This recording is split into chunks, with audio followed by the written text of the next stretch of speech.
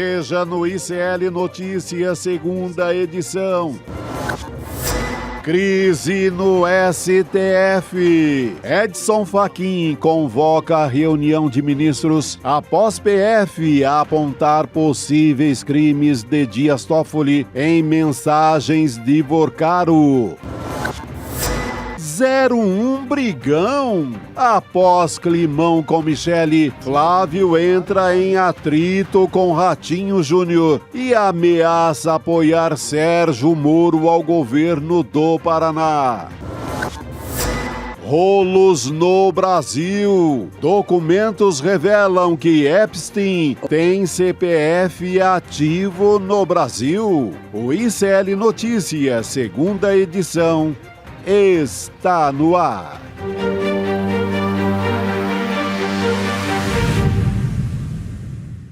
Olá, boa tarde. Seja muito bem-vindo, seja muito bem-vinda. O ICL Notícias, segunda edição, está começando. Já estamos ao vivo em todos os nossos canais. Nesta quinta-feira, dia 12 de fevereiro de 2026, com a formação completa já no N2, na nossa redação em São Paulo. Boa tarde, meus amigos. Juliano Medeiros, Chico Sá. Boa tarde, Gabi. Boa tarde, professor. Quente. Hoje está quente, né? Eu quero que não venha tanta notícia assim até amanhã, né? Pelo amor de Deus.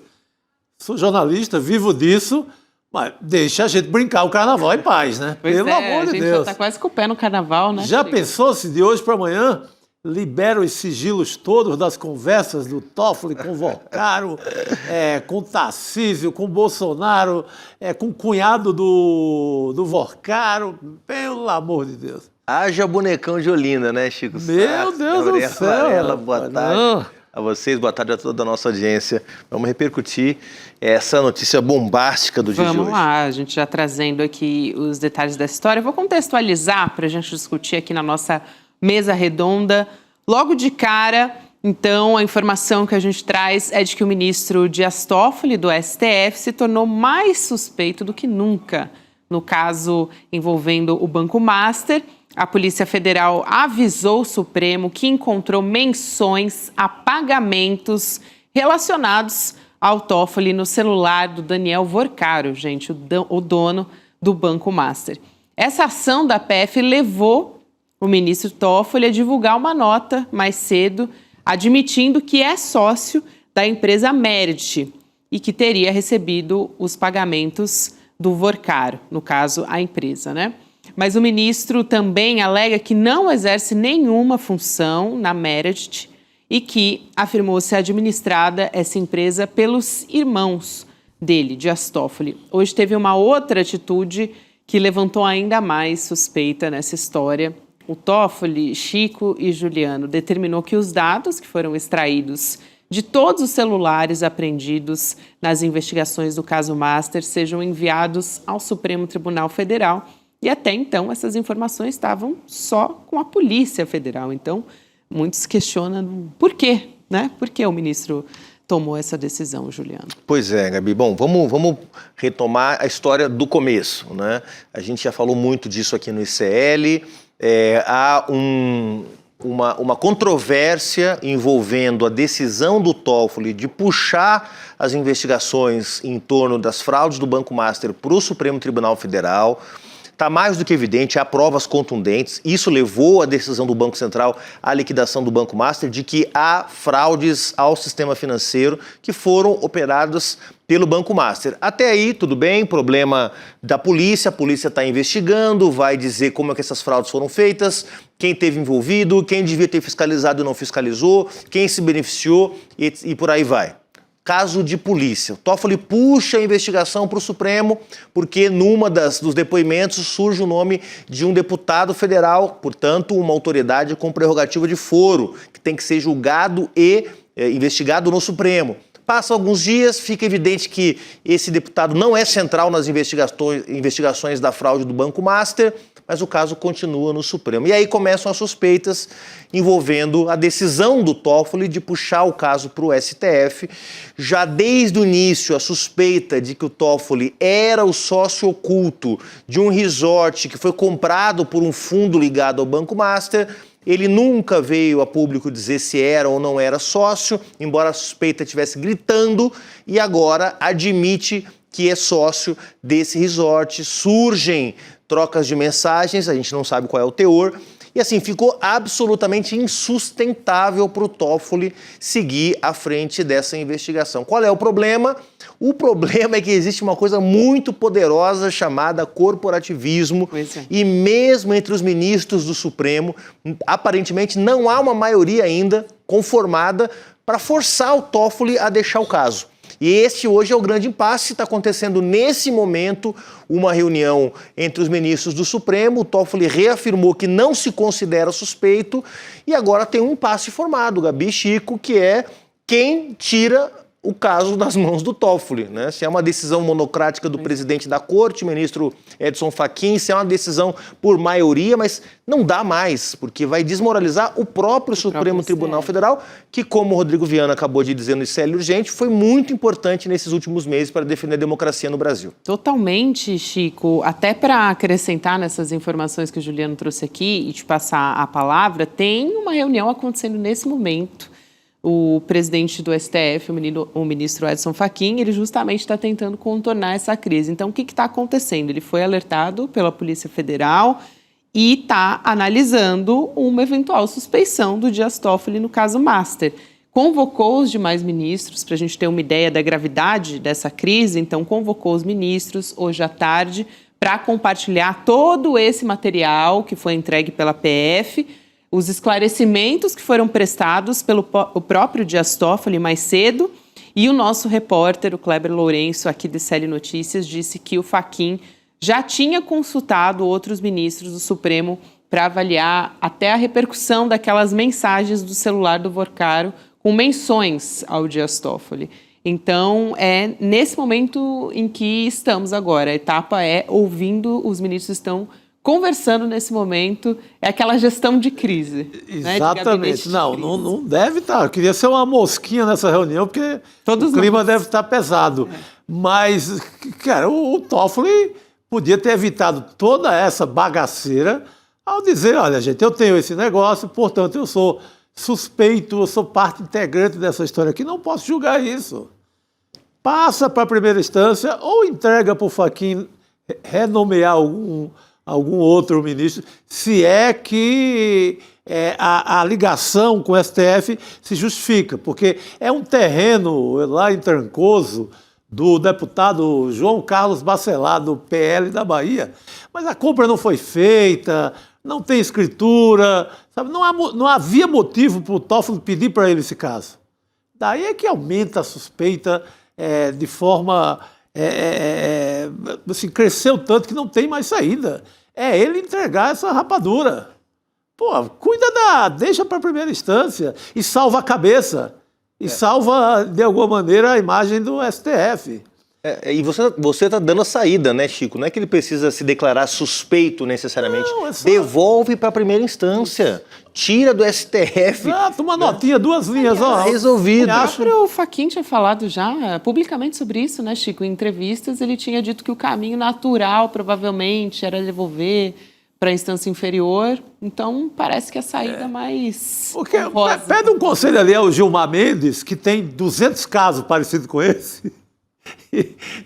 Tanto que ninguém nem liga mais para os casos do Gilmar, né? Porque sempre foi assim e sempre será. Mas pede um conselho ali para o Gilmar e vê o que ele faria nessa situação.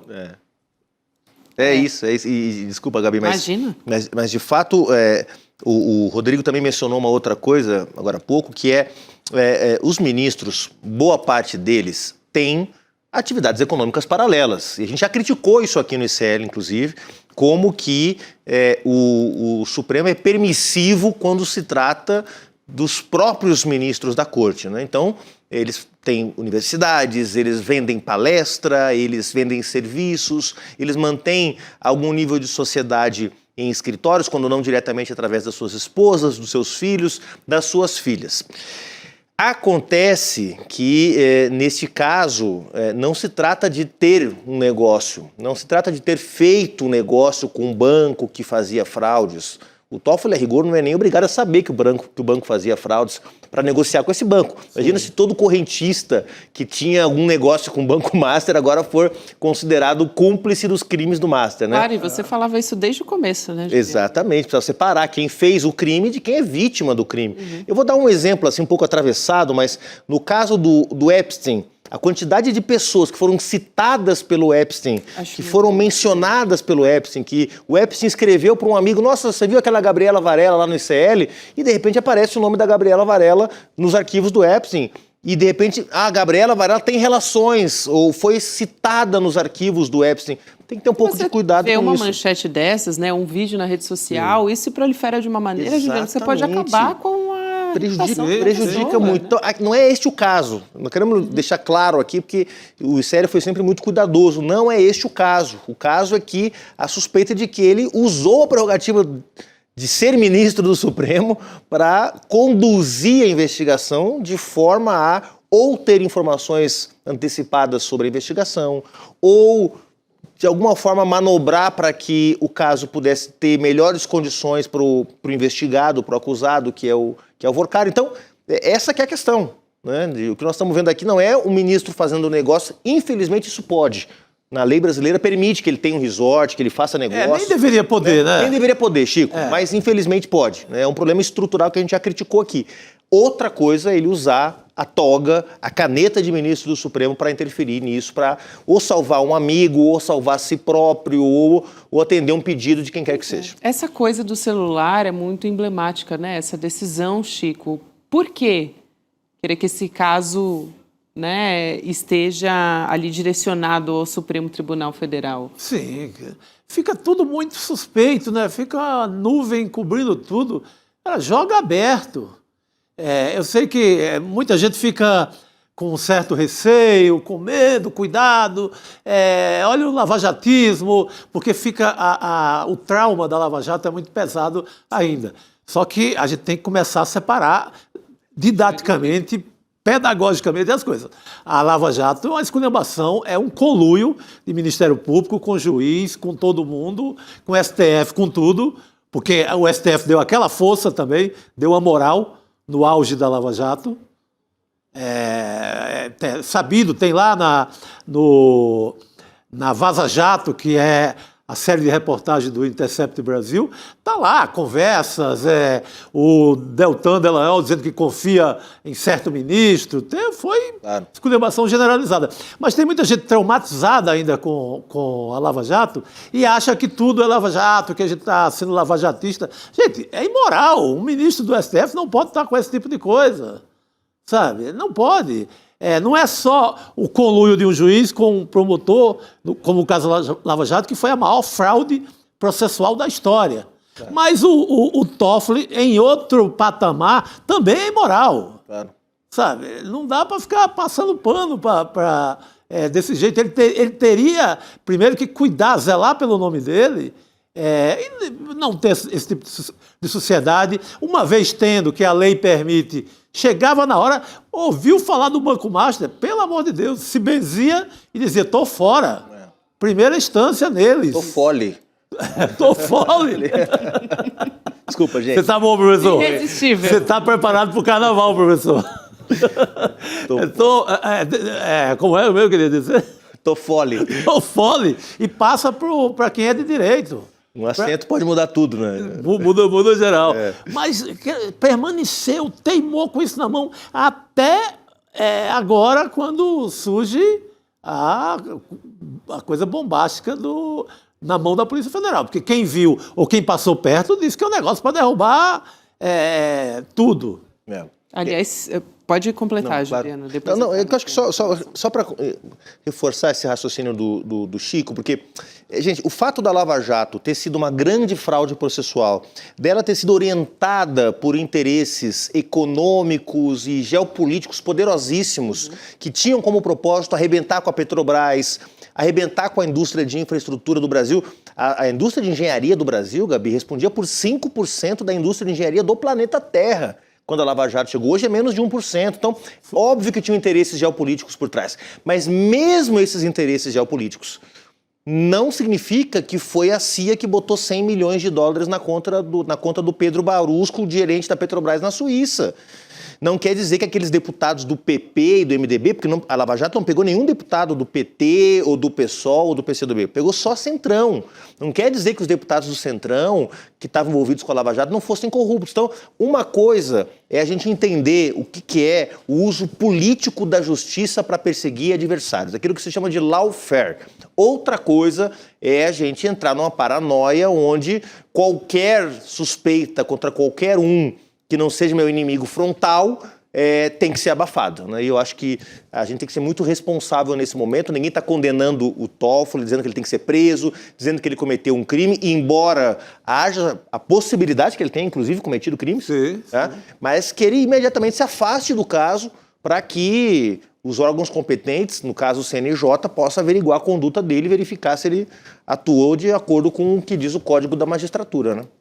É isso, Juliano. Acho importante fazer esse posicionamento aqui, Chico, porque realmente a gente tem que, por exemplo, pegando aqui os comentários, né, na nossa audiência, levanta, claro, os suspeitos. Ana Maria Barros, por exemplo, diz: Toffoli puxou o processo para si proteger, muito mais do que defender os outros. É o que então, está imprimindo geral, né?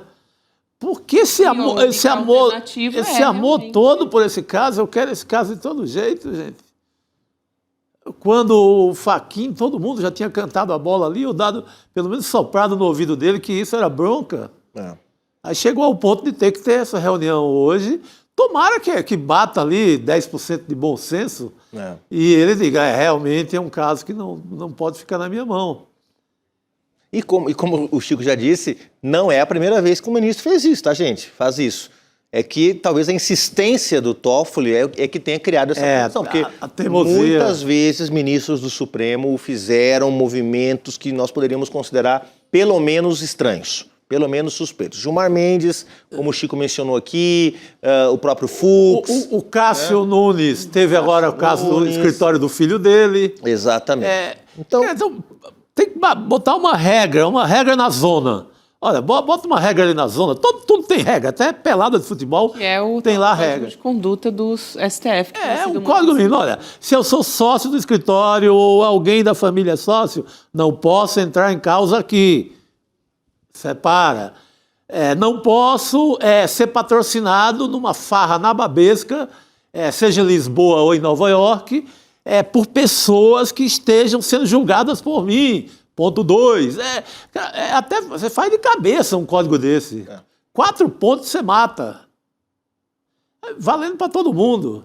Porque os ministros bolsonaristas eles estão na mesma sinuca. É que eles não têm aparecido muito agora, porque esse caso bateu com o Toffoli e teve antes a polêmica com o Alexandre de Moraes. Mas outro dia um filho do Cássio Nunes estava lá, enfiado também, uma causa gigante. Tem escritório de advocacia com a causa milionária junto ao STF. Pô, não dá.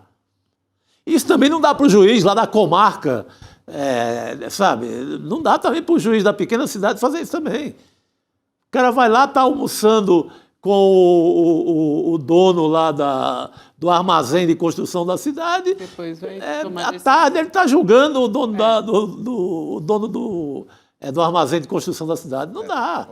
Ele tem que parecer honesto, ser honesto e por aí vai. O critério da impessoabilidade, né? É um critério fundamental.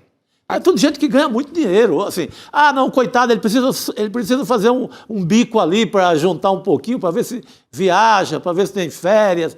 Gente, esse pessoal ganha bem pra cacete, 45 mil, fora os benefícios. É o teto, né? Tá bom, larga essas firmas velhas de família, larga tudo e vai cuidar da vida de juiz. É um juiz. Respeita aquela toga e vamos embora. Exato, o Chico. E até isso tem repercutido no próprio Congresso. O senador Alessandro Vieira protocolou hoje uma representação junto, né, à Procuradoria-Geral da República para que a PGR se manifeste apresentando ao STF um pedido de suspensão do ministro Dias Toffoli. E aí, a atualização que a gente tem agora de momento é que o Edson Fachin, então presidente do Supremo, já encaminhou o relatório para a PGR se manifestar. O senador é relator da CPI do crime organizado no Senado e defendeu uma investigação de corrupção contra o ministro. Vou explicar. Hoje ele deu uma entrevista, o senador, ao ICL Notícias, primeira edição, e disse que é necessário apurar a existência de uma estrutura utilizada para a transferência dos recursos. Então, o senador disse que se ficar comprovado que empresas teriam sido usadas como um canal para esses repasses financeiros ao ministro, a tipificação penal seria clara. Corrupção. Vamos assistir ao trecho dessa entrevista, a gente volta a conversar aqui. Vamos lá. O Brasil só vai ser uma democracia de verdade, uma república de verdade, quando todo mundo estiver submetido à mesma lei. E a gente já teve presidente da República preso, ministro, enfim, todas as instâncias, tudo quanto é posição, mas não na cúpula do judiciário. E eles são seres humanos, eles erram e eventualmente podem cometer crimes. E eles têm que ser investigados e sancionados se for o caso. Então, essa foi a declaração, você pode achar até a entrevista completa, junto com a nossa turma lá, a nossa equipe do N1, com o senador Alessandro Vieira, que protocolou hoje essa representação com a PGR, Chico. Não, importante, mas você pega qualquer festival de declarações de oposição da situação, nos leva todos ao código, à necessidade de um código para regular isso. É a mesma história, tem que regular e colocar uma regra para que, pelo menos daqui por diante, não aconteça mais um episódio como esse do Toffoli. Pingou lá na mesa do Cássio Conká, lá do bolsonarismo, um processo que tem o filho envolvido do escritório de advocacia? Não posso. Mesmo vale para Toffoli, vale para Alexandre de Moraes, para todo mundo. Não dá, cara. É isso, essa autodeclaração, né? Sim. Mas acredito, Juliano, que até o momento já tivemos vários pontos ali de inflamação desse caso desde que ele surgiu.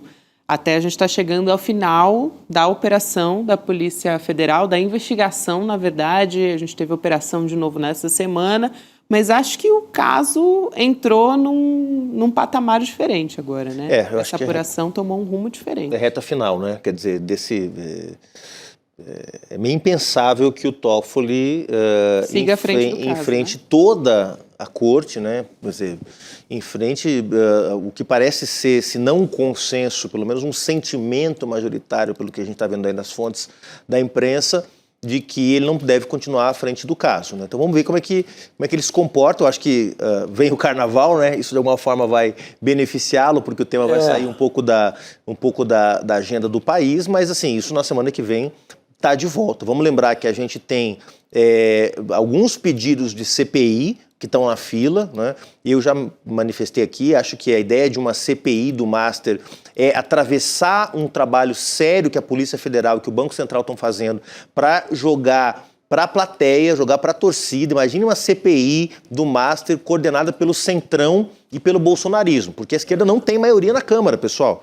Nem no Senado. Então vai ser uma CPI, CPMI para jogar para a torcida, tá? E manter... E para se defender. O Centrão precisa dessa CPI. Claro. Vai virar uma baita defesa deles. Claro. Então eu não acho que é o caso disso ir para... Ou seja, a Câmara dos Deputados do Senado não vai revelar nada com mais critério, com mais cuidado, com mais profundidade do que a Polícia Federal. Sim. A Polícia Federal, aliás, tinha sido irretocável na posição. Vão atrapalhar a Polícia Federal. Vão atrapalhar. Então, eu acho que essa CPI pode ser um belíssimo tiro no pé. Mas daqui a pouco, se o Toffoli continua insistindo, vem o Centrão e bota a CPI do Master e mantém-se. Então, assim, eu acho que o Toffoli não ganha nada com isso, né? O Brasil não ganha, claro, democracia, transparência, mas ele próprio não ganha. Então, eu acho que, de fato, chegamos num patamar onde eu só vejo a hipótese de recuo forçado ou voluntário. Vamos ver o que acontece. Exatamente. E olha que o Toffoli ainda está tendo uma certa proteção do bolsonarismo por conta de algumas atitudes dele lá no STF. Como, por exemplo, ter plantado um general bolsonarista dentro do gabinete dele. Como, por exemplo, ter chamado o golpe de 64 de movimento de 64. Então, ele acenou um pouco para o bolsonarismo e ele tem um pouco de apoio no momento deles. Não, eu queria trazer uma atualização aqui, Chico, porque a nossa equipe está acompanhando essa decisão. Então, olha só, o Fachin primeiro mandou o relatório para o próprio ministro Dias Toffoli ele se manifestou e disse que não há impedimento para que ele se afaste da relatoria. E aí sim o Fachin mandou, a partir dessa resposta, o relatório da Polícia Federal para a PGR se manifestar também, Sim, junto a esse posicionamento do próprio Dias Toffoli. Fez o certo. Se o Toffoli resolve continuar cego, ou fingindo de cego, ou tentando enganar todo mundo com isso, não dá. Ele deveria ser inteligente e passar deixar o bonde correr sem ele na parada. Agora, tem um outro elemento que eu quero até incluir aqui, gente, porque de manhã houve essa entrevista, né, da nossa equipe do N1 com o senador Alessandro Vieira, e muita gente pergunta acertadamente sobre o Ibanez nessa história, né, no caso Master. Então, como que ele entra nessa equação?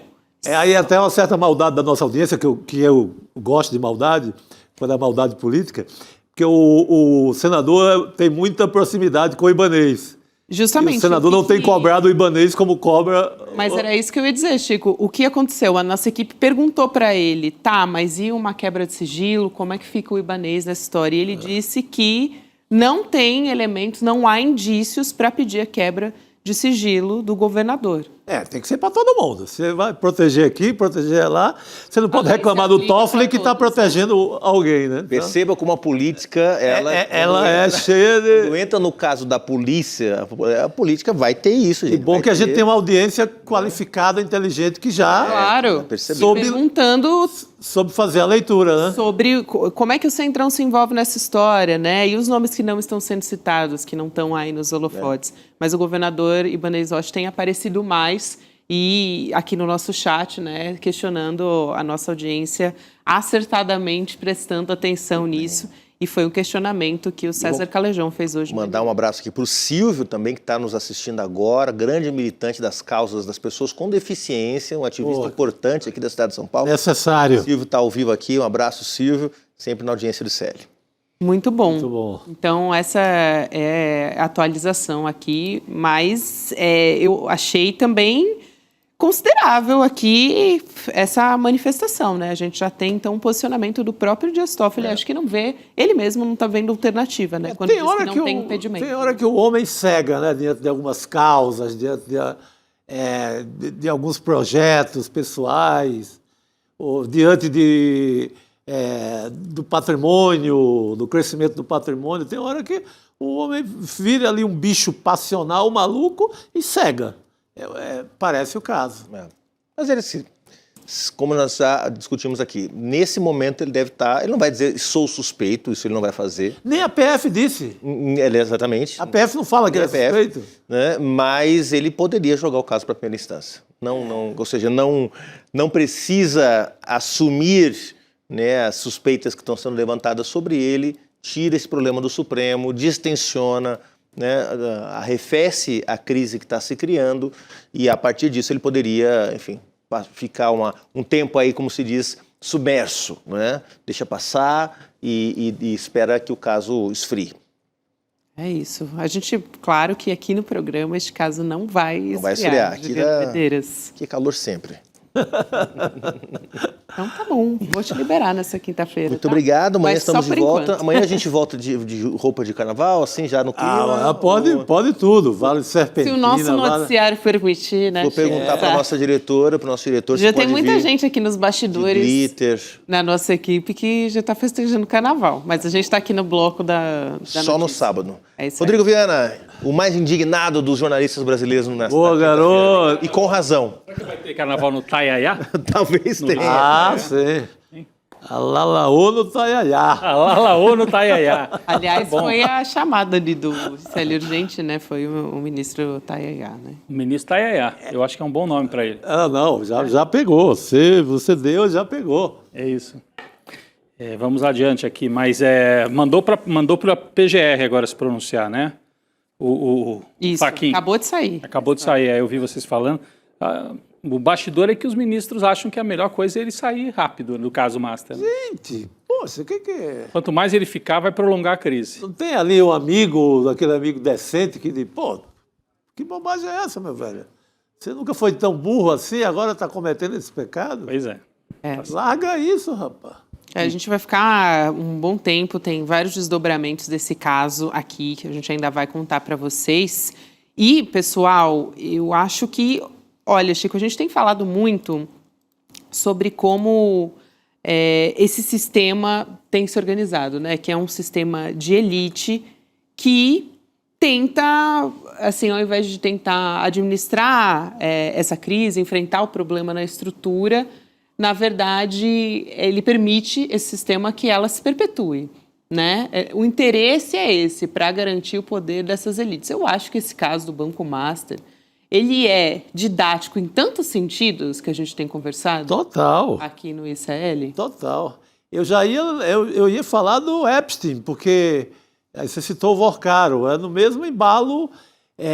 Rapaz, é impressionante você ver o tempo que o Epstein demorou para alguém para a imprensa, a valorosa e independente imprensa de Nova York, por exemplo, dar uma notinha.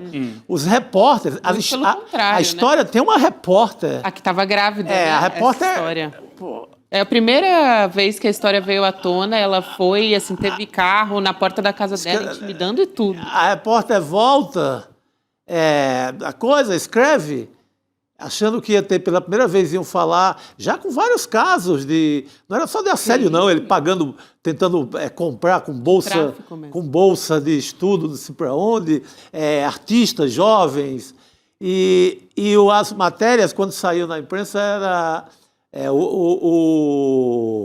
era se tratando como um grande Gatsby, como um magnata do luxo nova-iorquino, mesmo escrito de forma diferente pelos repórteres. Então, esse é o tal do sistema. Essa história é muito emblemática. Demora para um coitado de um repórter, às vezes, mostrar que, olha o Vorcaro aqui. Imagina quantos repórteres no Brasil não tentaram mostrar que o Vorcaro não podia pagar aquele CDB de 140%? Mas tem uma espécie de um pacto que passa por cima das redações tradicionais também, né? Aí bloqueia, tanto em Nova York ou em São Paulo, Brasil. A mesma coisa. Bloqueia as matérias. Que permite com que esses personagens muitas vezes saiam impunes de histórias assim, né? No caso da repórter que o Chico citou, me marcou muito porque o Jeffrey Epstein, ele deu uma passadinha na redação, conversou com o diretor da redação e aí... uma revista, não sei se qual é... Isso. Sim. E aí o chefe da repórter avisou, olha... A gente não vai mais dar essa reportagem. Sua matéria subiu no telhado. Exatamente. E aí, a partir disso, ela sofreu várias ameaças. Enfim, é tudo feito para manter realmente essa estrutura de poder funcionando, né? E o FBI também. Só para explicar como funciona essa... Você pode trocar por instituições brasileiras, mas... E o FBI, quando as vítimas já assim, famílias inteiras devastadas... Tentava, porque primeiro eles alegavam, não, mas aconteceu, ele teve uma história com você lá nas Ilhas Virgens, ou então lá no rancho dele no México. Não vale aqui em Nova York, você tem que ir para o FBI. Aí quando as famílias iam para o FBI apagava, a pessoa começava a sofrer ameaças. Então, é um horror. Essa é a proteção do velho sistema. Uhum. E aí, Chico Sá, é muito importante essa aula que a gente vai ter hoje no ICL, que as pessoas ainda dá tempo de se inscrever em icln2.com.br para deixar o seu e-mail e aí você vai receber o link sendo avisado de que essa aula está começando, porque justamente a discussão é essa, né? Que é algo que existe desde que mundo é mundo, e claro que a gente tem as nossas particularidades aqui no Brasil, a nossa desigualdade, né, que é muito latente, enfim, como é que funcionam as nossas elites, mas em alguns pontos a gente trouxe aqui o caso do Banco Master, trouxe aqui o caso do Epstein, em como eles, em alguma medida, eles se encontram, né, que é no fim da manutenção dessas elites. Então, acho que é muito importante a gente entender o funcionamento, a engrenagem, né? Como é que você derruba uma estrutura que é tão poderosa, Rodrigo? Gabi, o interessante é que essa aula aqui faz parte da pós, né? Da pós-graduação do ICL. Mas mesmo que você não esteja inscrito na pós, você pode fazer essa aula de hoje até como uma espécie de um aperitivo do que é a pós-graduação. Né?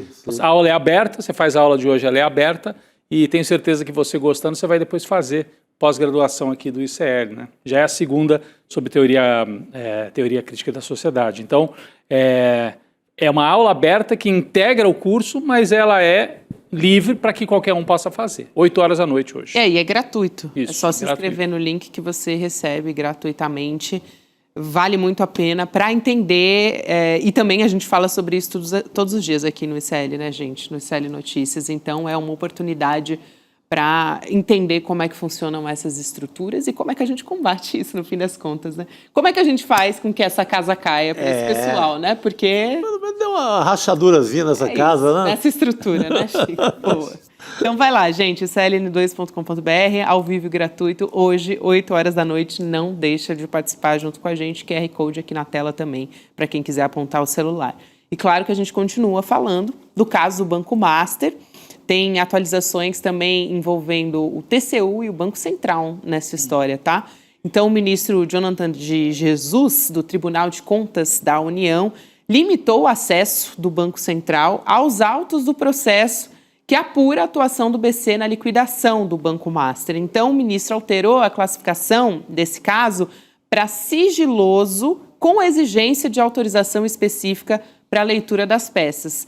Então, com a decisão do ministro, o Banco Central foi autorizado a ver só o parecer da área técnica na própria corte. Antes, o BC tinha acesso automático aos documentos, justamente porque é parte interessada desse processo, né? Agora precisa dessa autorização específica para a leitura dos documentos. Então, isso muda de cenário. Uma atitude estranha do ministro, né, Gabi, para dizer o mínimo, porque Total. o Banco Central é a agência reguladora do sistema financeiro no Brasil. Isso. E o TCU está tratando desde o começo, não o TCU como um todo, mas esse ministro está tratando o Banco Central, desde o início do caso Master, como se o Banco Central é que fosse suspeito. Sim. O suspeito é o Master, aliás, mais do que suspeito, foi liquidado já. E esse ministro, no primeiro momento, tentou travar a investigação, tentou cancelar a liquidação e agora ele dificulta o acesso aos autos que estão lá no Tribunal de Contas da União, como se o Banco Central fosse suspeito. Inclusive, a gente tem lideranças políticas falando sobre isso, não é? Justamente, aqui, só para dizer qual que é a justificativa oficial, tá? O TCU diz que essa medida foi solicitada pela própria Secretaria-Geral de Controle Externo, que é do TCU, com o objetivo de evitar vazamentos, inclusive de informações que já são consideradas sigilosas pelo próprio Banco Central. O senador Renan Calheiros foi quem se pronunciou, Rodrigo, Você falou sobre isso, né? O senador do MDB, que preside a Comissão de Assuntos Econômicos, disse que o ministro Jonathan de Jesus foi chantageado pelo Centrão para que revertesse a liquidação do Banco Master. Vamos ver essa fala, a gente já volta a conversar e chamar nosso convidado. Vamos lá. Eu contei para o ministro Fachin o clima de constrangimento do Tribunal de Contas da União. Eu tive lá, conversei pormenorizadamente com o presidente Vital do Rego. O Centrão chantageou um ministro do Tribunal de Contas para que ele acabasse com a liquidação do Banco Central. Ele hoje decretou sigilo das informações para o Banco Central e para os próprios ministros do Tribunal de Contas da União, porque a simples remessa dos procedimentos que ele abriu, coitado, chantageado, vai elucidar tudo o que eu falei desde o primeiro momento. A gente vai chamar o Fábio Chape para acompanhar a gente nessa discussão, na nossa mesa redonda. Oi, Fábio, prazer te receber aqui na N2, bem-vindo. Bem-vindo. Tudo bem, pessoal, obrigado. Boa noite, Rodrigo, boa noite, Gabi, boa noite, Chico. Boa noite, querido. É isso. O Fábio, a gente trouxe aqui essa declaração do Renan Calheiros, né, do senador, mas trazendo justamente esse componente novo, né? O TCU justificando que é um órgão ali, uma secretaria que é do próprio TCU, que teria pedido por conta de um sigilo do caso, né? Mas por que isso agora? Para a gente começar aqui a nossa conversa. A gente observa que num caso que a cada dia que passa pede mais luz, e o que a gente tem visto é ele ficar cada vez mais escurecido, cada vez mais difícil de enxergar o que está acontecendo. Basicamente, o que a gente tem visto é uma luta do jornalismo contra as instituições que tentam se autoproteger de uma maneira muito intensa, muito forte. Só que se eu tiver que fazer uma aposta, eu aposto que não vai ser possível varrer para baixo do tapete os detalhes, os meandros do escândalo do Master por mais muito tempo. A gente está prestes a ver tudo a ser escancarado. Não, o mais louco também dessa história é que o STF, principalmente na figura do Toffoli, virou o grande assunto por causa dele mesmo, por não ter passado esse caso adiante. Aqui era para a gente estar falando de coisas absurdas que estão acontecendo. Para vocês terem ideia, esse caso Master, assim, ele tem gerado umas consequências tão malucas ao ponto de... Sabe esse serviço de cemitérios privatizado aqui em São Paulo? Sim. Agora é do BRB. Pertence ao BRB? Pertence ao BRB, porque o Master deu como garantia... O Master, o cunhado do Vorcaro... O Zettel. Era sócio nesse negócio dos... Cemitério privatizado. Negócio milionário dos mortos. Era só... doador da campanha do Tarcísio e do Bolsonaro em 2022, não esqueçamos. Bem lembrado. Fabiano Zettel. Bem lembrado. Então, ele já era sócio do negócio aqui em São Paulo. Como tinha... o Master tinha que dar um crédito, assim, pelo menos que tivesse baseado em alguma realidade e não só a parte podre que já havia passado para o BRB do Ibanez Rocha. Aí passou, não, vou te passar um negócio bom lá em São Paulo. Você faz negócio com morto, o morto não volta para reclamar e tem dinheiro na tua conta todo mês. Entrega o serviço aqui de cemitério de São Paulo. Está na mão, é o Banco de Brasília que está cuidando dos enterros aqui em São Paulo. Que barbaridade. Pegando a grana que era a grana do cunhado. Está indo para o mar. Só para você ver coisas que a gente poderia estar falando. Sim. Está em cima do Toffoli, porque ele não sai, ele sentou em cima da bomba e não deixa correr como deveria. Não, era um escândalo que era para ser um escândalo financeiro. É um escândalo financeiro, sobretudo, né? Com ramificações políticas, com a questão dos fundos de previdência, que é uma questão gravíssima, né? Você pegar o dinheiro dos aposentados do serviço público no Rio de Janeiro, no Amapá, principalmente, são os dois estados, né? Que a gente tem visto mais. E esse dinheiro, em parte, desapareceu, né? Colocando em risco a aposentadoria. Mas, em vez de a gente estar falando desses temas, né, desdobramentos financeiros ou previdenciários, a gente está falando do STF. Ele viu a casca de banana do outro lado da rua e foi lá escorregar. Exatamente. E levou a casca de banana para os outros ministros escorregarem juntos também. Por isso que é grave. E o envolvimento do Toffoli, Rodrigo, ele deixa de ser um caso de política e rapidamente está se transformando num caso de polícia, né? A gente vai ver qual vai ser a reação aí dos outros ministros do STF. Está um pouco confuso ainda essa situação. Se o Fachin pode tomar a decisão monocrática de declarar a suspeição do Toffoli, ou se vai ser uma decisão colegiada. Eu ouvi conversas até que seria uma reunião secreta, uma decisão colegiada e anônima, né, a decisão.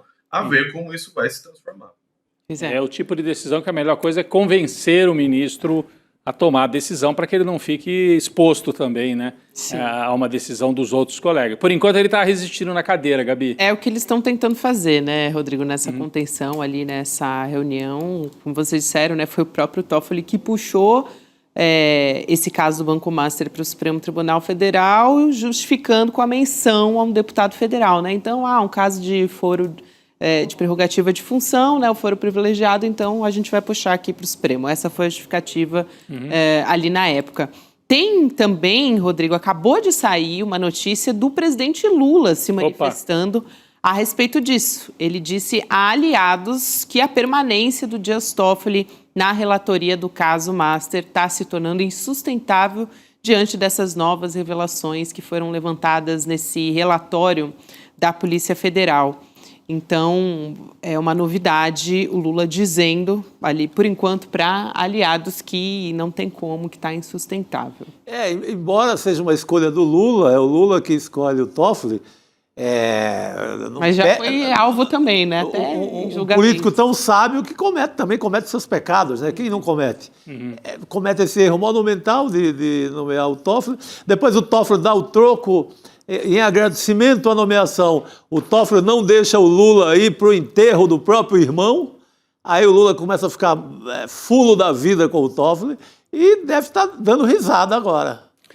Dizem que na posse, ou mais recentemente, o Toffoli se encontrou com o Lula e falou: eu me arrependo muito de ter feito aquilo, tem impedido o senhor de ter ido ao enterro. Na época parecia que o Lula estava acabado, né? Então o Toffoli, de maneira oportunista, jogou: o Lula já era, eu vou mostrar aqui que eu não tenho mais nada com ele. E tomou uma decisão que, assim, absurda, né? De maltratar. Contra a lei. Só para lembrar que o Toffoli, ele, no passado, né, ele impediu o presidente Lula de ir ao velório do irmão dele. É isso que o Chico estava falando. Então, era disso, mas só para deixar claro para as pessoas do que o Chico está falando. Na época da Lava Jato, né? Isso, na época da Lava Jato. E o Toffoli fez esse giro para a direita, né? Gabi, Chico, Fábio, e fez giro para a direita, deu aquela declaração de que 64 tinha sido um movimento. Tinha sido um golpe. Dentro da Faculdade de Direito. E levou um general para dentro do STF, para dentro do gabinete dele. Para ficar ali de assessor especial, para agradar o bolsonarismo, agradar os militares. Uhum. Ele fez uns gestos, pelo amor de Deus. Né? Pois é. Fábio. A gente vê uma situação cada vez mais insustentável do Toffoli. O próprio Lula, ele se manifestou umas 2 semanas atrás, mais ou menos, dizendo que não dá mais para o Toffoli permanecer na relatoria desse caso. E o que a gente vai ver a cada dia que passar, o Lula ir mais nessa direção. Não vai ter sustentação por parte do governo federal, algo que o Toffoli tem feito nas últimas semanas, talvez nos últimos anos da vida dele. A gente viu que a venda do Taiaiá ali foi por volta de 2021. Hoje, 2026, a gente pode começar a se encaminhar pela primeira vez na história do Brasil para o impeachment de um ministro de STF. E o Toffoli continuar segurando essa situação, ele só prejudica os pares, só prejudica a instituição, e a batata quente, ela não está só com o Toffoli nesse momento. Dá para dizer que a batata quente está com o STF inteirinho. Esse é o problema. Enquanto ele se mantém agarrado no caso Master, ele está prolongando a crise e jogando a crise para dentro do STF. Uma crise que não era do STF. E está encobrindo toda uma pauta inteira que a gente podia estar falando aqui da lista de deputados do Centrão envolvidas com o Banco Master, os senadores, quem são os amigos do Ibanez Rocha, que estão protegendo o Ibanez Rocha. Tem assunto, por que o Cláudio Castro não está na roda ainda? Porque o Toffoli atravancou a pauta. E eu acho que ele joga com isso, né, Chico? É tanta gente que vai aparecer. Agora que a PF conseguiu quebrar a senha, né, vamos dizer assim, a criptografia do celular do Vorcaro, tem muita gente além do Toffoli. Que o Toffoli chama mais atenção porque ele é simplesmente o relator do caso. Mas eu acho que ele joga com isso também. É tanta gente ali que se for fazer uma limpa, vai acabar atingindo também o legislativo. Então vamos segurar a onda, vamos negociar, tentar uma saída negociada. Mas se ele errar a dose aí, e eu estou achando que ele está errando muito desde o começo, ele pode cair e pode se tornar mais grave ainda, né? Nesse momento, talvez ele consiga colocar panos quentes saindo do caso. Agora, se ele insistir, pode chegar numa situação dessa, de fazerem barulho com impeachment, com tudo. Né? Em vez de centrar fogo contra o Alexandre de Moraes, podem centrar agora primeiro no Toffoli. Né? Já pediram investigação de corrupção, a gente citou agora o Alessandro Vieira, eu já vou trazer mais elementos aqui do nosso Congresso. Pode ir lá, Fábio.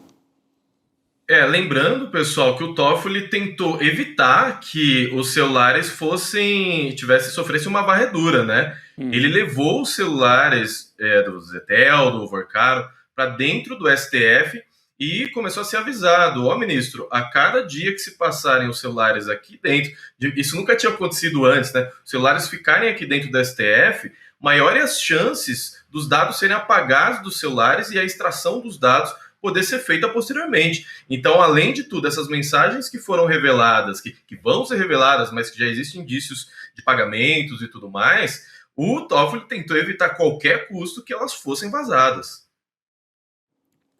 Gente, Rodrigo, Chico e Fábio também, quero trazer mais componentes aqui. Agora há pouco falei do Renan Calheiros, eu vou trazer mais uma vez essa história para dar um pouco do termômetro de como isso realmente, a situação está muito grave. O coordenador da comissão do Senado que acompanha as investigações das fraudes no banco, o Renan Calheiros, ele marcou para o próximo dia 24 o depoimento do Daniel Vorcaro E qual que é a história aí que eu quero que vocês prestem atenção? Os investigadores desse caso fizeram um alerta. Um material que foi colhido até aqui pela Polícia Federal, um caso que está quase assim, prestes a ser concluído, tem potencial para, segundo os investigadores, palavras deles, resetar a República. Essa é uma apuração da Andréa Sadi, do G1, e um aviso, vamos dizer assim, de que esse cenário se agravou, foi transmitido aos ministros do Supremo. A gente falou agora há pouco que eles tiveram reunião e eles veem como inviável justamente a permanência do Toffoli como relator desse inquérito. E para o Metrópolis, os ministros do governo Lula disseram que o material tem potencial explosivo. Então, mais uma apuração nesse sentido. Eles disseram, é TNT puro. O que eles estão dizendo é que, muito para além de Toffoli, as outras coisas que vão aparecer na transcrição desse material, é isso, né? Exato, é muito material que foi colhido. Enfim, agora há pouco a gente falava de outros parlamentares do Centrão que têm interesse. Tem presidente de partido. Governador. Então, vai mexer com a elite também do Legislativo. Que é só esses fundos de previdência estaduais, aí você tem Amapá, do Alcolumbre, que é amigo do governador de lá. Aí você pula para o Rio de Janeiro, você tem o Cláudio Castro e todo o bolsonarismo. Você pula para Brasília, a mesma coisa com o Ibanez Rocha. Você vai para o estado do Amazonas, também tem lá. Prefeitura de Maceió, também. Tem 52 prefeituras no interior de São Paulo. Tudo isso foram negociações políticas. Tem político no meio. Negociação direta com o Vorcado, porque cada um mandava, vou mandar 1 bilhão, vou mandar 900 mil, 900 milhões, e por aí vai. Era coisinha pouca. Era uma maneira de injetar dinheiro no banco, né? Para o banco poder crescer e ganhar musculatura. Exatamente. Aí você pega o cemitério aqui de São Paulo. Pois é. Que como é cemitério, lembra até o Bem Amado, viu, Fábio?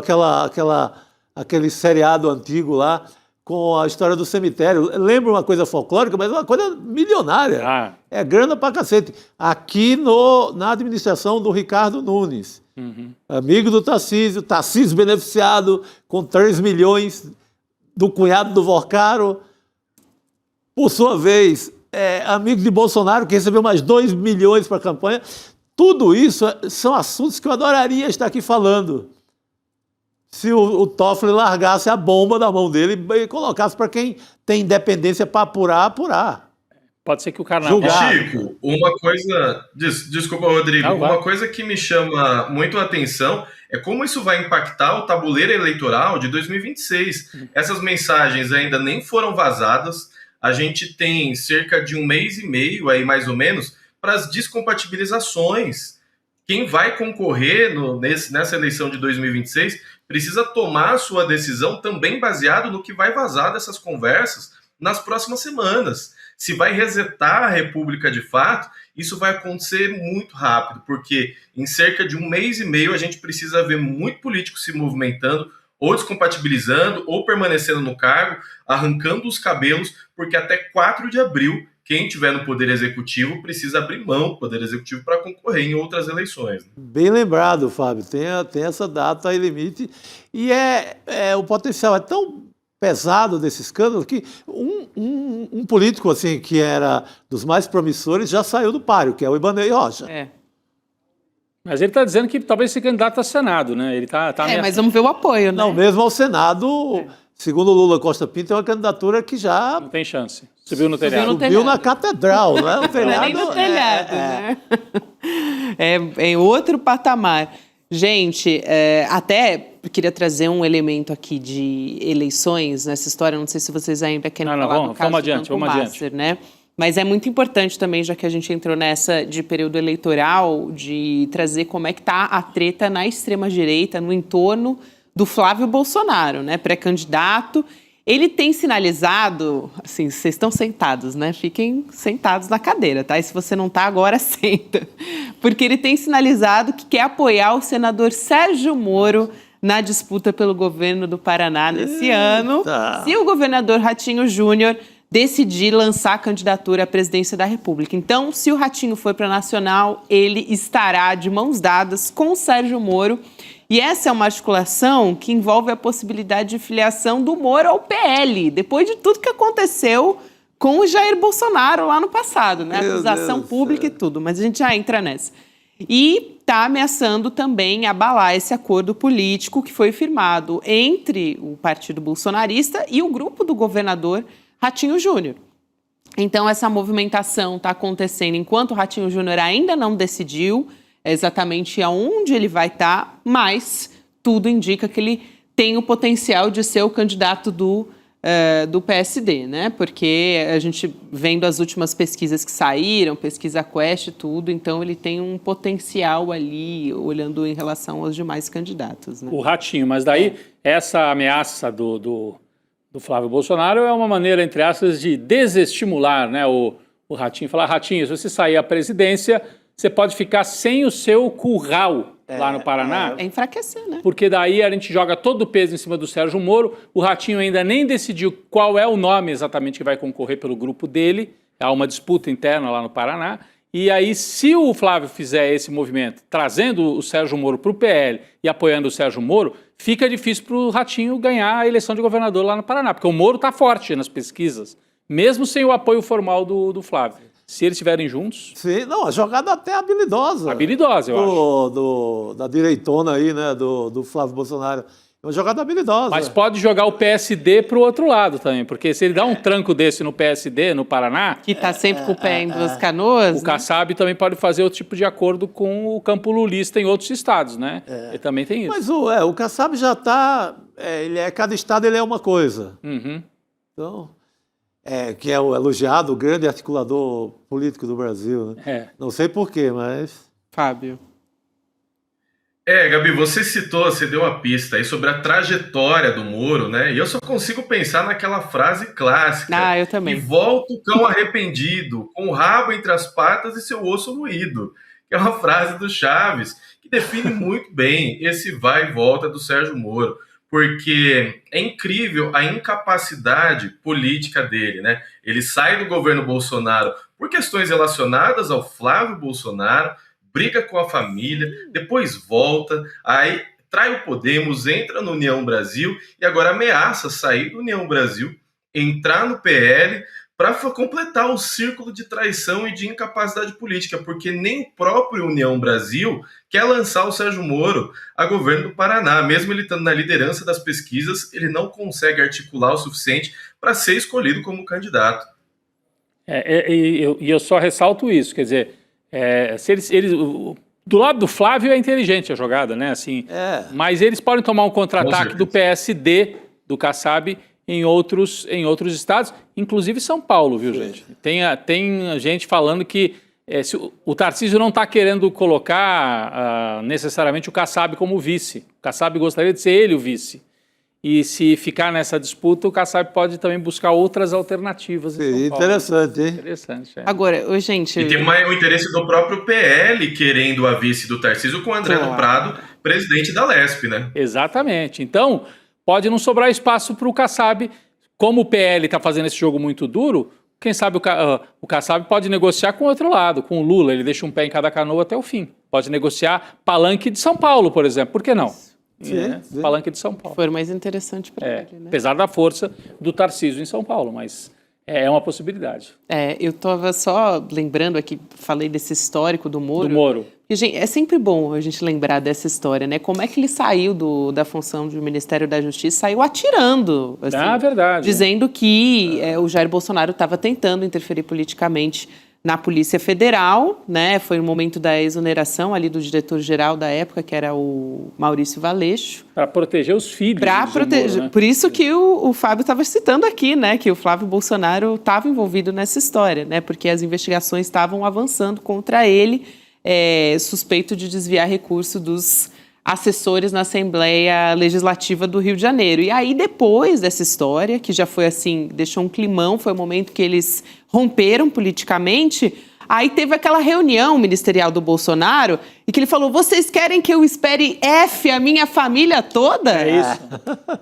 Aquela reunião que foi gravada, que vazou. Exatamente. Aquela mesa que o Paulo Guedes dizia que era para jogar uma granada no bolso do servidor público. E o Ricardo Salles dizia que era para passar a boiada no meio ambiente. Exatamente. E o Moro E ficou claro ali que o Bolsonaro estava bravo com o Moro naquela reunião, né? Exatamente. E era um momento que estava querendo, né? O Sérgio Moro estava acusando o Bolsonaro de interferência na Polícia Federal para proteger o filho. Isso. Então, é sempre bom lembrar, né? Assim, por isso que a história fica mais bizarra quando a gente pensa no Flávio totalmente apoiando o Sérgio Moro numa candidatura, né, Rodrigo? Sim, e por isso que o Fábio tem toda a razão de dizer, no meio de toda essa confusão do acerto ou do desacerto dos palanques estaduais, no meio de tudo isso ainda vem o escândalo master e você fica lá os políticos querendo saber, será que eu estou na listinha ou não estou na listinha?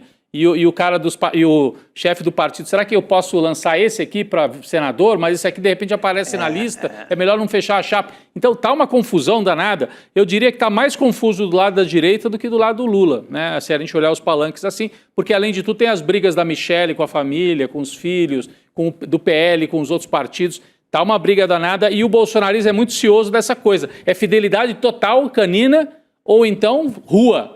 Santa Catarina foi assim com a Carol Detone.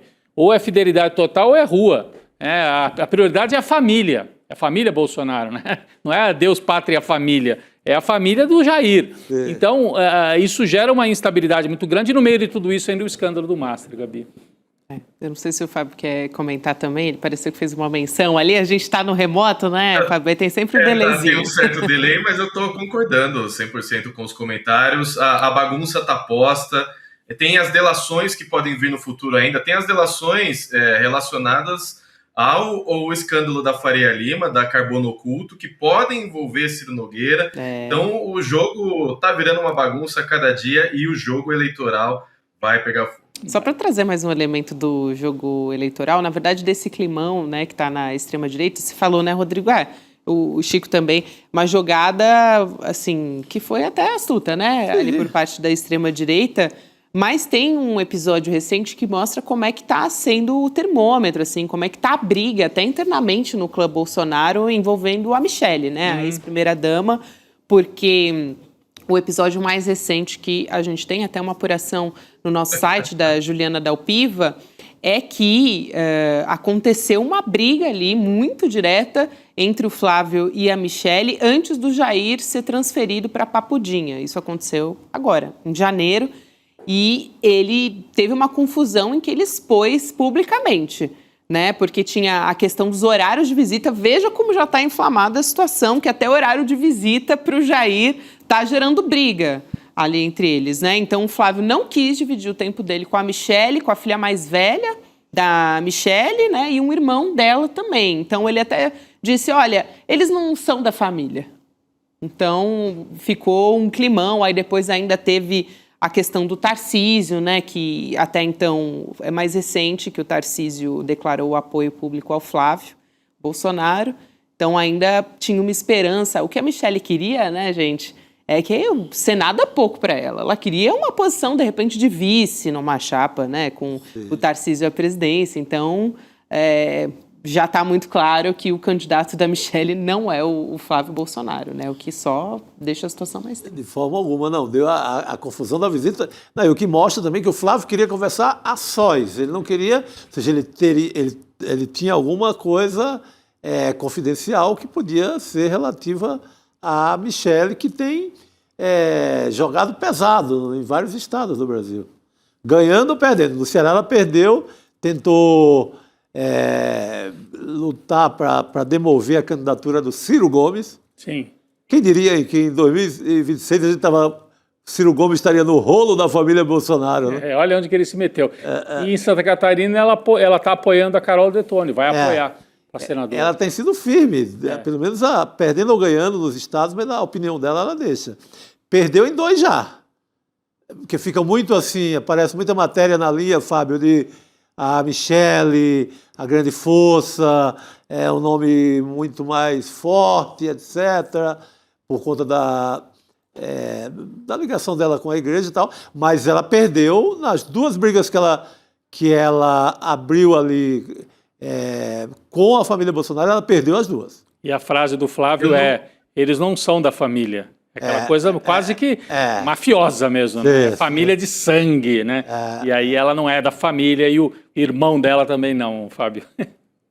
Eu nunca me imaginei falando essa frase, mas a impressão que dá é que Jair Bolsonaro era a cola emocional dessa família, que ele impedia Flávio, Michele, Carlos, Eduardo de um sair se matando junto com o outro, e está colocado o que a gente previa. A partir do momento que o Bolsonaro ficou preso, os irmãos e a Michele começam a se matar, começam a disputa por poder, começa a disputa de legado. É isso, o Bolsonaro era a estabilidade emocional entre essa família. Incrível dizer isso, mas parece que é a verdade. Imagina o grupo do Zap dessa família, hein? Eita, Já acabou faz A tempo, gente já. viu, né, Gabi?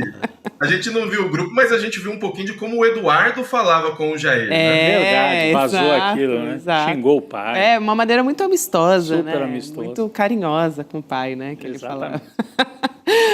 Fábio Chape, muito obrigada, querido, pela sua participação. Obrigado. Obrigado, Foi gente. Deus. Boa Até a noite e próxima. até a próxima. Obrigado. Boa noite, querido. A gente vai continuar aqui trazendo outros assuntos relacionados às eleições, mas antes vou convidar a Cristina Serra, nossa amiga, para participar aqui com a gente do N2. Cris, bem-vinda. Oi, Gabi, Rodrigo, Chico, todo mundo que está aqui com a gente. Boa Cris, noite, querido. estamos com o pé quase no carnaval, então tem um assunto que a gente quer discutir aqui com você, porque teve até atualização hoje. Ontem falamos sobre o caso da Acadêmicos de Niterói e agora, à tarde, saiu uma decisão a respeito disso no Tribunal Superior Eleitoral, gente, que rejeitou por unanimidade 2 pedidos de liminares que foram feitos pelo Partido Novo e também pelo Missão contra o presidente Lula, o PT e a própria escola, né? A Acadêmicos, a escola que está fazendo uma homenagem ao presidente na Sapucaí. E o que eles justificaram com essa decisão? Que eles querem evitar uma censura prévia, algo que a gente tinha até conversado aqui com a doutora Maíra Recchia na semana passada, e também uma responsabilização por crimes que ainda sequer ocorreram, né? Essa negação não significa que o processo vai ser arquivado, no fim das contas. O caso continua em tramitação sobre uma eventual ocorrência de propaganda eleitoral antecipada, então, eventualmente, se acontece alguma coisa no bloco, né, esse caso ainda permanece. E o próximo passo é a manifestação do Ministério Público Eleitoral, né? Tem 3 decisões, uma delas não foi tomada ainda no Ministério Público Eleitoral. A gente teve essa decisão agora do TSE e, recentemente, também a Justiça Federal negou uma ação e teve a justificativa ali que não cabia para esse tipo de ação. E, segundo o TSE, se houver irregularidades no desfile que acontece agora, no domingo, aí elas vão ser devidamente analisadas. Mas eu quero, Cris, antes de passar a palavra para você, chamar a atenção para uma fala da ministra Carmen Lúcia nessa história, porque ela também se posicionou sobre esse caso e ela deu um termômetro do que ela acha que é perigoso. Tipo, olha, gente, cuidado com essa história, porque ela disse que a situação é como uma areia movediça. Quem entra sabendo que pode afundar. Então, assim... É um terreno minado, né? É um terreno minado em ano eleitoral. É isso. Olha, gente, é complicado isso hoje no Brasil, porque a gente está vivendo esse ambiente político em que tudo vira motivo, né, de controvérsia, de ataque, a oposição usa para atacar o presidente, o governo, etc. Eu acho que a gente precisa entender algumas coisas e fazer algumas ponderações, né? Bom, em primeiro lugar, escola de samba é uma manifestação cultural e artística do povo brasileiro, né? Do povo carioca em especial, mas do povo brasileiro. E ao longo da história das escolas de samba, se você pegar alguns enredos das escolas de samba, sempre houve, né, essa expressão cultural, ela sempre foi muito contemporânea daquele momento que o país estava vivendo. Anos atrás, décadas atrás, aliás, na época da ditadura, algumas escolas de samba tiveram enredos de apoio à ditadura, né? A Beija-Flor foi uma delas, né? Eram conhecidos, inclusive, eram conhecidas as ligações, né, daquele presidente, o ex-presidente Anísio Abrão Davi, e de vários bicheiros, aliás, né, com pessoas da ditadura. Aliás, um deles, que foi presidente da Liga das Escolas de Samba, sempre foi acusado de torturador, o capitão Guimarães, né?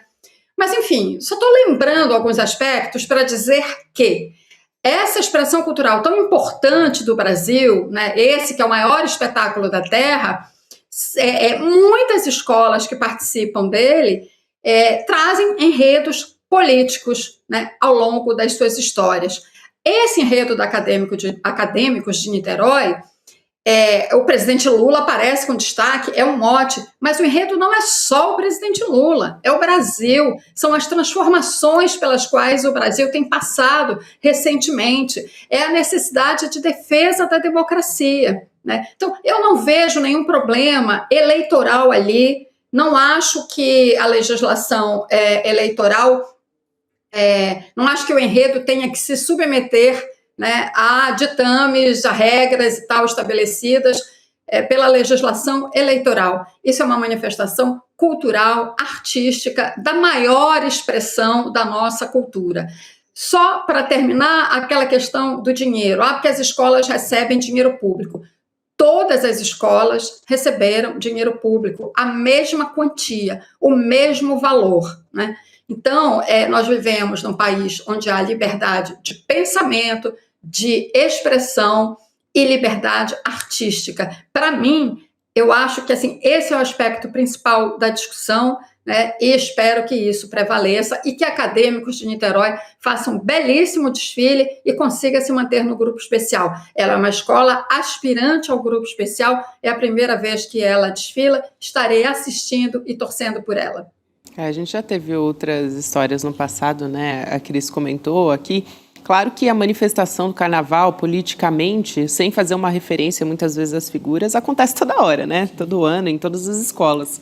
Mas já homenageou no passado, até hoje, o Alckmin, que ocupa a posição de vice do presidente Lula, que já foi rival dele no passado, lá em 2006, também tinha um boneco, assim, uma alegoria do Alckmin e também do Serra, né? Que era, na época, governador, prefeito, também... aqui no Carnaval de São Paulo. Numa escola aqui de São Paulo. O Serra foi homenageado no Carnaval. Aquela figura bem carnavalesca. Aliás, o Alckmin também, mas o Serra especialmente. Aquela simpatia, hein? Simpatia total, mas tudo bem, né? Tem gosto pra tudo, tá vendo? Liberdade total. E não impediu a escola de sair na época, era aí que eu queria chegar. Mas quando a gente fala de manifestações culturais, tem um exemplo até recente no Lollapalooza, né? Vocês vão se lembrar da Pablo Vittar quando ela entrou com aquela bandeira do presidente Lula, e aí o caso foi para o TSE, porque, enfim, os partidos, né, o PL, eu me lembro, mas partidos que entraram ali na justiça, principalmente o mais interessado era o PL, porque era o adversário do presidente Lula, e depois daquilo, o que ficou decidido é que os artistas não podiam fazer nenhuma manifestação explícita que pudesse, né, configurar um apoio explícito. Agora, né, a gente tem que lembrar que naquele momento já era candidatura oficializada. Já era depois de abril, era né? Era final de março. Era? Final de março ainda, Eu achei que era já depois de... Porque eu não sei como é que, tecnicamente, se qualquer tribunal vai conseguir... Porque a primeira alegação de um defensor do futuro candidato dizer, não tem candidatura. Uhum. Por mais que seja óbvio que o Lula é candidato, que o Flávio Bolsonaro é candidato, o Ratinho, etc. Mas se não tem definição, não sei como é que faria para punir, né? Uhum. Até porque muitas vezes essa manifestação é uma coisa assim que não existe controle, né? Pode vir de outra pessoa. O carnaval, ele é político desde que nasceu, né? Essas manifestações, elas são comuns de todos os lados, para um, para outro, na rua. Acadêmicos do Tuiuti, naquele período do Temer, né? Estava até sob intervenção o Rio de Janeiro, fez um desfile muito crítico à intervenção militar no Rio e ao próprio governo Temer, acho que foi... Temer é meio de vampiro, não é isso? Era, tinha uma coisa do vampiro. Aquilo era 2017, se não me engano, ou 2018. Foi também um desfile forte. Eu acho que toda a polêmica eles estão se pegando muito nessa história do dinheiro. Tem dinheiro público que foi mandado para lá. Mas a Cris já falou outro dia, a doutora Maíra Recchia também. Quer dizer, o dinheiro público foi igualzinho à Embratura que manda, 1 milhão. E a Liesa é quem distribui, né? Isso. Foi o mesmo dinheiro para todas as escolas e ninguém perguntou qual é o enredo da Mangueira, da Imperatriz, qual é o enredo dessa da Portela. Nem pode, né? Seria censura prévia. Mandou dinheiro. E aí eu vejo colegas jornalistas dizendo, não pode, estão usando a máquina pública, mas gente... Gente, eu ouvi até comparação com o caso do Jair Bolsonaro. Que Caso usou do quê? a máquina pública no caso da reunião com os embaixadores, assim. Eu achei completamente sem pé nem cabeça essa comparação, né? É uma escola de Niterói que escolhe um personagem para o carnaval. É totalmente diferente, né? É isso. Cris. É isso, concordo aí com o que vocês falaram e quero acrescentar, o samba é lindíssimo, o refrão é maravilhoso, eu já sei o samba todo, eu já comentei com vocês, eu ia desfilar, a Roberta que estava aqui, você não estava, Gabi, você estava de férias, eu ia desfilar, só que meu marido teve um problema no joelho, a gente está proibido, ele está proibido de desfilar. Está no departamento médico. Tá vendo? A solidária É. Cristina Serra vai ficar em casa. Porque isso é um projeto nosso, nós dois irmos, já que ele não vai, eu também não vou. Mas, assim, nós íamos, assim, sabe, nos jogar nesse samba, nesse enredo, é a cara do Brasil, gente. Eu falei há pouco dos enredos que homenageavam a ditadura, mas o Rodrigo lembrou o enredo crítico ao Temer e muitos outros enredos, né, politizados das escolas de samba nos últimos anos. Como eu disse, são expressões artísticas contemporâneas, elas acompanham o momento que o país vive e não pode ser de outra forma. Nós estamos falando de samba, né, que é na música uma das maiores expressões culturais do Brasil. Como é que essa música não vai refletir o que o país está vivendo?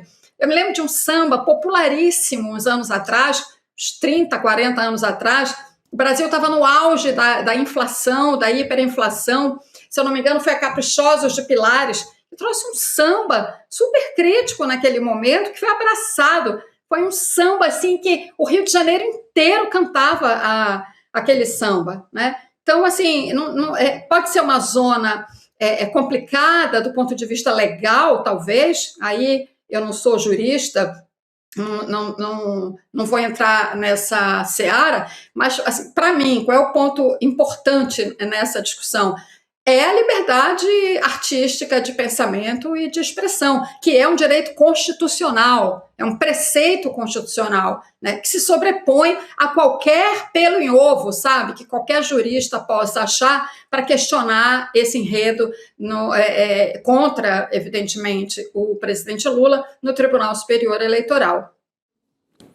Cris, posso trazer um outro assunto aqui, né? Mudando completamente. Claro. A gente está falando de cenário eleitoral e também do nosso carnaval, claro, belíssimo.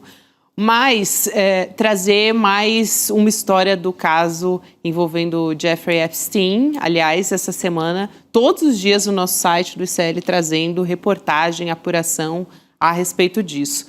Um CPF, gente, foi registrado em nome do Epstein no Brasil com a data de nascimento dele. Então, essa história revelada hoje no nosso site, você pode entrar lá pelo Leandro Demore e Jamil Chad. Arquivos publicados pelo Departamento de Justiça dos Estados Unidos mostram uma lista de documentos que foram encontrados nas residências do Epstein e citam a existência de um CPF brasileiro também. O ICL confirmou a existência desse documento, que ainda consta como válido até hoje. Está aqui na tela para vocês poderem ver também. E em resposta à nossa reportagem, a Receita afirmou que o estrangeiro sem residência no Brasil deve se inscrever no CPF para controle da Receita Federal sem finalidade de identificação civil. Uma reportagem exclusiva do ICL, né, que é publicada hoje nas primeiras horas da manhã, 5 e pouco da manhã, que depois o G1, as pessoas pegam e não dão crédito. Primeiro quero fazer essa observação. Sim, praticamente copiaram a matéria, né, reproduziram. Pelo menos aquela velha observação, matéria revelada informação revelada pelo ICL, confirmada pelo G1, confirmada pelo Jornal Nacional, etc, etc. Que é o que se faz no roteiro da normalidade. Mas não, simplesmente escondem a origem. São dias de trabalho. O Jamil Chad e o Leandro Demore, da nossa equipe, estão ali debruçados, né? Enfiados no catatal do Epstein, sabe, para tentar desvendar isso. E, gente, seja mais honesto nesse sentido de dar o veículo, não é, Cris? Claro.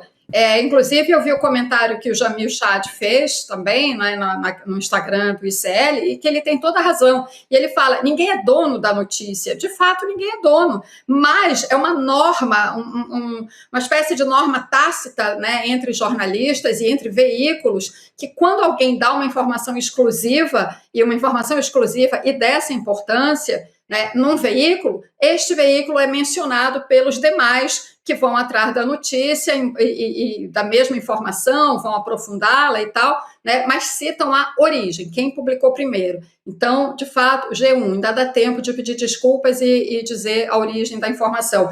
Mas o que eu queria dizer sobre esse aspecto do Epstein é essa informação, de fato, muito relevante de que ele não só fez um CPF aqui no Brasil, né, que está válido, inclusive, né, pela reportagem, a Receita Federal não sabe que ele morreu, não foi comunicada, o CPF está lá válido. E tem uma outra informação, o Epstein tem uma conversa em que alguém, até uma mulher, nessa troca de e-mails, pergunta se ele não gostaria de ter a cidadania brasileira. E ele diz, sim, parece interessante. Por que isso é importante? Porque quando a gente observa, lê e assiste algumas dessas gravações aí que vocês estão mostrando, isso tudo estava no arquivo dele, que foi liberado recentemente, né, vê-se o tamanho da rede de proteção que ele criava para si mesmo. Né? Não é só, ele criou uma rede criminosa com vários objetivos, a rede de abusos sexuais, né, de crimes sexuais contra adolescentes, né, a rede de negócios, né, de negócios financeiros mesmo, que ninguém entende direito, né, como ele ficou tão rico em tão pouco tempo, e isso, um filme e uma série que estão na Netflix explicam isso muito bem. Ele era um vigarista, ele aplicava golpes associado a big bosses de Wall Street, de gente que tinha empresas atuando em Wall Street. Ele queria entrar em Wall Street, ele era um professor de matemática, que num dado momento da vida se aproxima dessa gente. E tem um depoimento agora não lembro se é na série ou no filme, de um desses vigaristas que foi processado. Ele fala que ele aplicava um golpe de pirâmide financeira e que o Epstein trabalhou para ele. Enfim, então tinha esse outro tipo de crime, etc. Uma pessoa metida em tantos crimes, o que ela precisa? De uma rede de proteção, né? Com muitos contatos em muitos países, né? Quem sabe ter uma cidadania brasileira com documentos aqui no Brasil, né, facilitaria a vida dele em algum momento, né? Um outro dado interessante que eu não quero deixar de registrar aqui. Estou preocupada com o tempo, porque esse assunto é longo, senão a gente fica falando muito tempo, mas um outro dado interessante. A troca de e-mails dele com outras pessoas revela que depois do movimento Me Too nos Estados Unidos, que foi a partir da série de reportagens do The New York Times, que resultou na prisão daquele produtor de Hollywood, o Harvey Weinstein, né, que assediava mulheres, jovens atrizes, etc., a partir desta cobertura, né, que é mais ou menos, eu acho que de 2017, o movimento Me Too, né, ela disse, que foi traduzido aqui no Brasil como ela disse, ganhou uma envergadura no mundo, em vários lugares, e a troca de e-mails dele mostra a preocupação dele com isso, de que talvez em algum momento chegasse nele, né? Daí, então, ele, claro, ter uma rede de proteção, né? Ter vários planos, digamos assim, né? No caso de ser atingido. E, de fato, o caso dele, ele só é preso uma segunda vez em 2019 por causa do movimento Me Too. Por causa do movimento Me Too, um jornal da Flórida resgatou uma ampla reportagem sobre a primeira prisão dele em 2008. O que teria motivado, o que motivou aquela prisão de 2008. E aí, as autoridades americanas, naquele momento, botam o olho novamente nessa figura, que tinha cumprido lá uma prisão de 1 ano e pouco e estava tranquilão, né, achando que não chegava nele. E chegou, né? Então, eu queria colocar nesse contexto todo a importância dessa informação que o Jamil e o Demore revelaram no ICL. Muito bom. Importantíssimo. E esse caso que a gente está falando quase que diariamente aqui no ICL, né, Cris? É uma teia que envolve muita gente e a gente não pode se esquecer da tragédia que é para as meninas abusadas nessa história. Então, sempre reforçando isso aqui também. Obrigada, Cris. Bom ter você junto com a gente, querida. Valeu. Obrigado, Cris. Importantíssimo, só para finalizar muito rápido, a centralidade do depoimento das vítimas. Isso. Sempre, né? E lembrando aqui que esse sujeito foi preso, morreu ou foi morto na prisão, não se sabe ao certo, não se sabe até hoje ao certo.